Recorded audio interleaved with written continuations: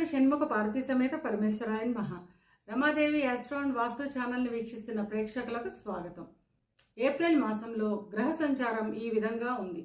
రవి మీనంలో సంచారం చేస్తూ 14వ తేదీన మేషంలోకి ప్రవేశిస్తాడు. మిథునంలో సంచరిస్తున్న కుజుడు 3వ తేదీన కర్కాటకంలోకి ప్రవేశిస్తాడు. బుధుడు మీనంలో సంచారం చేస్తున్నాడు. గురువు వృషభంలో సంచారం చేస్తున్నాడు.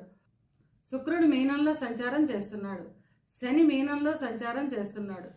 రాహు మీనంలోను, కేతువు కన్యలోను సంచారం చేస్తున్నారు. ఈ గ్రహస్థితిని ఆధారంగా చేసుకొని వృషభ రాశి వారికి ఏప్రిల్ మాస ఫలితాలు ఎలా ఉన్నాయో, చిన్న చిన్న పరిహారాలు ఏం చేసుకోవాలో చూద్దాం. కృత్తిక 2, 3, 4 పాదాలు, రోహిణి 1, 2, 3, 4 పాదాలు, మృగశిర 1, 2 పాదాలు కలిపి వృషభ రాశిలో ఉంటాయి. వృషభ రాశికి అధిపతి శుక్రుడు.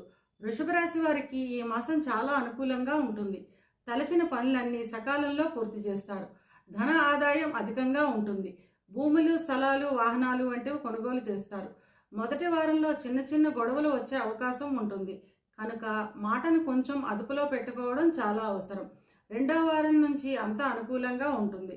ఇక విద్యార్థుల విషయానికి వస్తే విద్యార్థులు చదువుపై ధ్యాస పెట్టి చదవడం చాలా అవసరం. స్నేహితులతో కొంచెం జాగ్రత్తగా ఉండాలి. విదేశాలకు వెళ్లే విద్యార్థులకు ఈ మాసం చాలా అనుకూలంగా ఉంటుంది. ఉద్యోగ ప్రయత్నం చేసేవారికి మొదటి 2 వారాల్లో ఉద్యోగం వచ్చే అవకాశం ఉంటుంది. ఉద్యోగం చేస్తున్న వారికి కార్యాలయాల్లో మీ మాటకు విలువ, గౌరవం పెరుగుతుంది. పై అధికారులు గుర్తింపు పొందుతారు. మొదటి 2 వారాల్లో ప్రమోషన్లు వచ్చే అవకాశం ఉంటుంది. ఇక వ్యాపారస్తుల విషయానికి వస్తే వ్యాపారాన్ని విస్తరించడం లేదా కొత్త వ్యాపారాన్ని ప్రారంభించడం వంటి పనులు చేపడతారు. వివాహ ప్రయత్నం చేసేవారికి ఈ మాసంలో వివాహం కుదిరే అవకాశం ఉంటుంది. వివాహం అయిన వారికి గృహంలో శుభకార్యాల నిమిత్తం అధిక ధన వ్యయం ఉంటుంది. సంతానానికి సంబంధించిన చిన్న చిన్న చికాకులు ఉంటాయి.